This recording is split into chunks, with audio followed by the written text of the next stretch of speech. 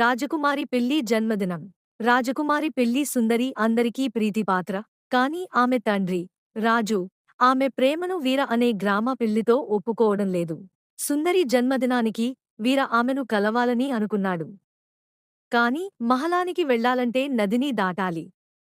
అతని మిత్రుడు, చలాకీ కోతి మనకోటి, పడవలో సహాయం చేయడానికి ముందుకు వచ్చాడు. వారు పడవలో ప్రయాణిస్తున్నప్పుడు గాలులు బలంగా వీచాయి. అదే సమయంలో వీర మిత్రులు, ఒక కుందేలు, ఒక కోడిపెల్ల వారిని గమనించి పడవ సురక్షితంగా ఒడ్డుకు చేరేలా సహాయం చేశారు. మహలానికి చేరిన వీర సుందరికి ఒక అందమైన పువ్వును అందించాడు. కాని రాజు కోపంతో ముందుకు వచ్చి, నీకు నా కూతురు తగనివి అని గర్జించాడు. కుందేలు, కోడిపెల్లు వచ్చి, వీర మంచి మనస్సున్నవాడు, ధైర్యశాలి. అతను సుందరిని ప్రేమించడానికి అర్హుడు అని అన్నారు. వీర ధైర్యంగా చెప్పాడు, నేను తుఫానును ఎదుర్కొని నదిని దాటి వచ్చాను.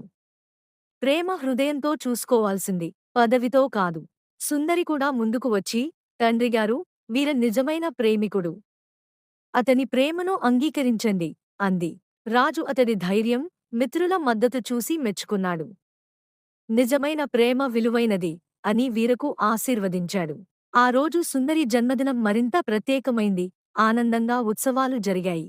Please like, share, and comment and subscribe our channel for more videos.